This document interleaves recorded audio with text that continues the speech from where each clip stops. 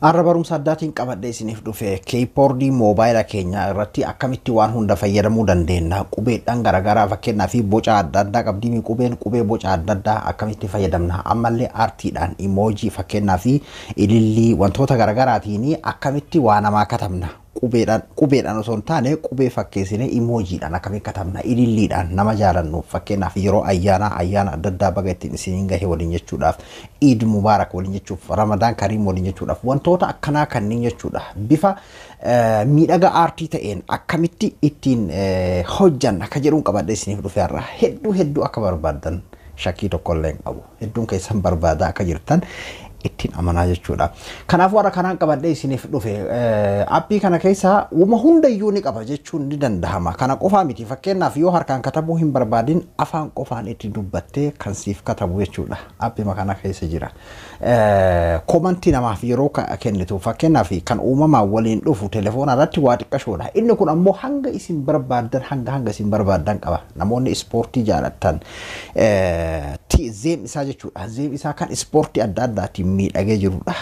Gosa dhibbaa ol of keessaa qaba. Ispoortii adda addaa warri jaalatan jechuudha.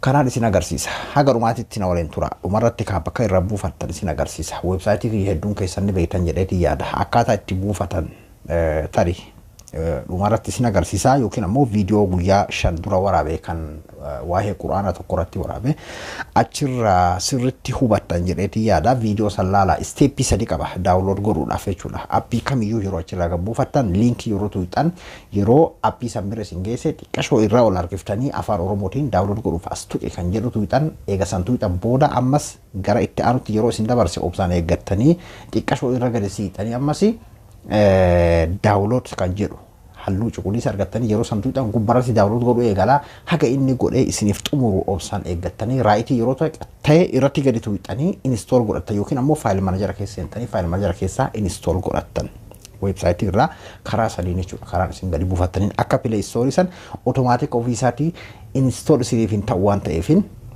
keessa isiniif bahe jechuudha. Ani abduu moobaala biraayii karaa peejiitiis Muhammad Aliyyiitiin peejiin kun peejii barumsaatiif foloo godhaa warri foloo gootanii jirtan ammoo maamiltoota keessaniif sheer godhaan isiniin jedha. Haga dhumaatitti yoo na waliin turtan waan isin fayyadu takka irraa argitan jedheetii yaada ka'a. Isin asna cinatti ilaaltan fakkeenyaaf appii kana yeroo jalqaba seentan irratti gattuuxan eegan install gootanii haala kanaan isinii dhufachuudha. Iddoo kanarratti ni tu'ina haala kanaan hayyama isin gaafata bakka inni jiru fudhayxaniiti notification isaa bantaniif kunoo nama notification isaa haala kanaan okay godhee baneefii jira. Irra deebi'an mallee okay godha jechuudha. Karaa isteeppii lammaffaatitti na dabarsa yeroo inni gaman isin erge asirratti illee raayitii gootan jechuudha. Amma isa kana ammoo ammallee asirratti ni tu'ina jechuudha. Haala kanaan amma naaf banamee jira jechuudha. Amma of duuba deebi'a. Kanneen keessaa amma wantoota kanneen keessaa filadhu kamirratti akkasiif ta'u filadhu jechuu isaati jechuudha. Kanneen keessaa ni filattan. Hedduudha ka wanti waan xumuramuu miti. Kanan amma isin agarsiisaa jiru kuni kan silaa mallaqaan bittanidha. Firii buufattan. Kanneen hundisaa itti daawunlood gootanii kun amma kan achirratti mul'atu qabudha. Ka barbaadan keessaa filattan ka isin anis kanatti tole isinis ka isinitti tole namuu fedhii adda addaa qaba waan ta'eef ka isinitti tole keessaa filattan jechuudha. Fakkeenyaaf amma kun yoo nabbaree daawunlood godhe kun hundi isaatu maal ta'a gadi bu'ee achi keessa naaf ta'a akka fedhii irratti baafadha jechuudha. Mee akkamitti akka baafattan isin agarsiisa ka of duuba deebi'ee haala kanaan jechuudha. As keessa waan lakkoofsa qabu miti keessaa amma fakkeenyumaaf hin tokko isin agarsiisa. Amma emoojii tanallee kun amma fakkeenyaaf loading jedha naaf banaa jira obsaaniin eeggadhaa emoojiin gosa kanaan gadi bu'ee jira. Wanti inni hin qabne jiru kun gaala hunda qabaa jechuudha. Bifa kanaanii amma istiikaa tanallee haala kanaan loading jedhee nuuf banaa jira. Kana keessaa kan isinitti tole keessattuu fakkeenyaaf warroonni ispoortiidhaan adda addaa jaalatantu as keessa jira. Wantoota adda addaatu as keessa jira. Amma fakkeenyaaf yoo kana gabbuufachuu barbaadan haala kanaan gabbuuftan. Kana hunda isaa of keessaa qaba jechuudha. Kana mee boodallee gabbuuftan kun waan salphaadha. Wantoota ciccimaa jedhee isin agarsiisa.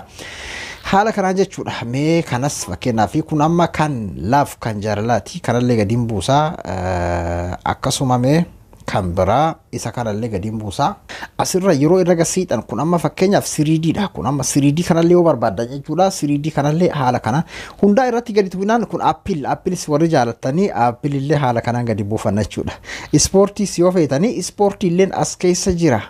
gosa meeqa waan lakkaawamee dhumu jechuudha. Artistoota gurguddoo addunyaadha, ispoortii biyyoota garaagaraa hundi isaa as keessa jira jechuudha. Wanni as keessa hin jirre tokkollee nu hin jiru.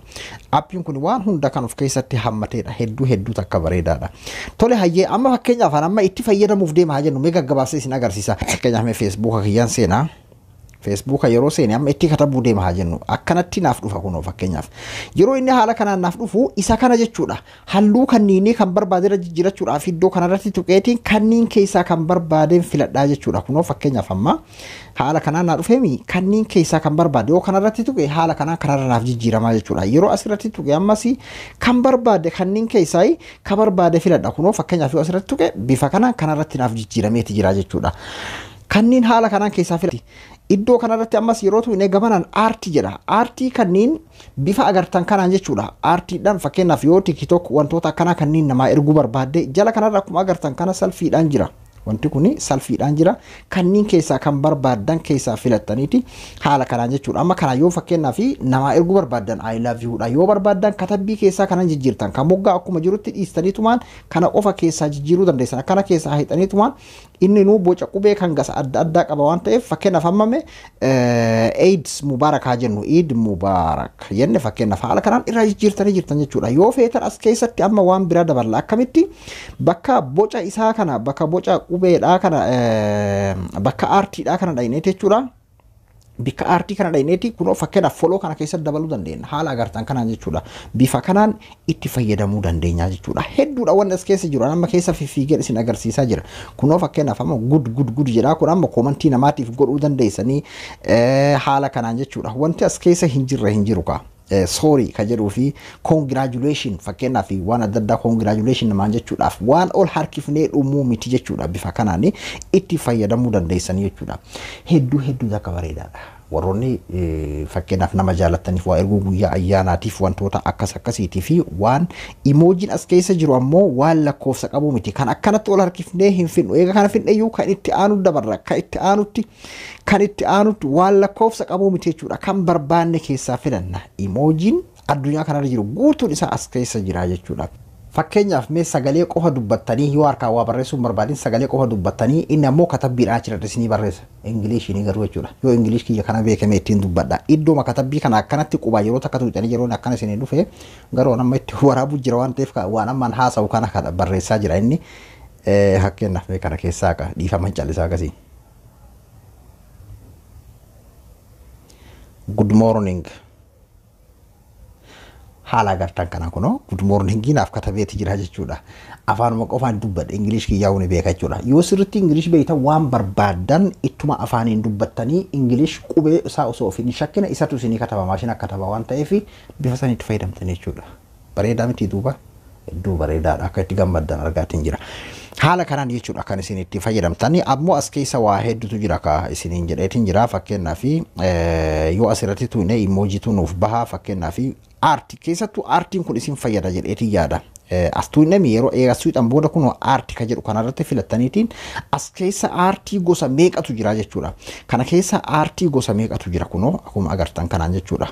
Kunoo kan jaalalaa jira fakkeenyaaf kunoo kan akkanaa kanatu jira kan akkanaa kanatu jira kanniin poostii godhuudhaaf namaa erguudhaaf komantii namaa katabuudhaaf waan barbaadan godhuu dandeessan jechuudha. Kunoo haala agartan kanaan waa meeqatu as keessa jira kunoo haala kanaatiin jechuudha kanneen qubee isaa keessaa jijjiirachuu dandeessa. Ammas tokko jabduu maali wanneen isin agarsiisu fakkeenyaaf haala kanaan jira yeroo inni haala kanaan jirutti gamanaan dhumarra jirtu isii tanarratti tuuxanii jechuudha as keessaa waan isin filattantu jira fakkeenyaaf jala kanarra jechuudha cool font boca qubeedha bareedina qubeedha jechuudha gosa adda addaa fakkeenyaaf amma bocni qubee kun gosa adda addaatu jira hedduu isin barbaachisa jedheetti yaada wanti kun jechuudha asirratti gadi tuuneeti fakkeenyaaf cool font kajoon harratti tuuneeti akkanatti kun haala agarta amma yoo asirra dhiifadhe haala kanaan naaf kataba yoo poostii godham haala kanaan poostii naaf ta'a kan itti aanu yoo kana dhiifadhe akkana naaf katabama kan itti aanus gosa meeqatu jira jechuudha as keessa kunoo haala kanaan kunis jechuudha walii gallaami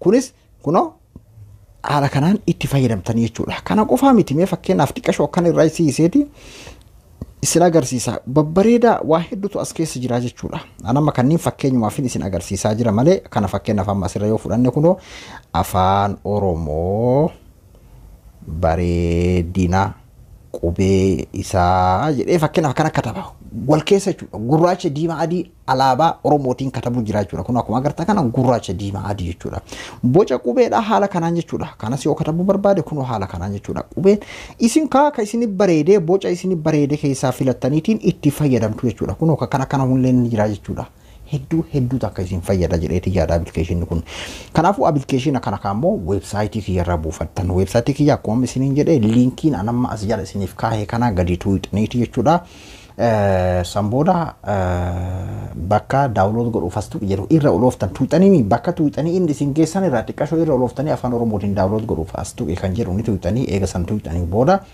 irra oloftanii ammallee xiqqashoo download kan jettu katabbii cuquliisa waan biraan tuqina kan amma isin jechaa jiru kana malee jechuudha download kan jedhu san tuuxanii samboda yoo inni step sadaffaa isin dabarsanillee download kan jedhu saayizii application gubbaa kan jiru tuuxanii samboda gadi bu'uu mataa gubbaratti isiniif mul'isa yookiin ammoo jalarratti isiniif mul'isa haga inni download isinii godhee xumuru obsaanii eeggattanii samboda raayit yoo isin agarsiise download godhee gisee xumuri raayit irra gattuuxan yookiin ammoo faayil manajara keessa seentanii achi keessaa tuuxaniiti install godhattan ofii isaatti automaatika install isiniin ta'u kana caala ammoo amma dura bal'inaan irra deddeebi'ee akka nama hundaa galutti viidiyoo guyyaa 5 dura waraabee keessatti akkaataa itti weebsaayitii irraa itti buufachuu dandeessan isiniif dalageetiin jira viidiyoo tokko san daawwadhaan isiniin jedha ana abduudha abduu moobaala bira akkasuma karaa peejiitiinis Muhammad Aliyyiitiin hanga qophii biraatti godhee deebinutti nagaan naa tura.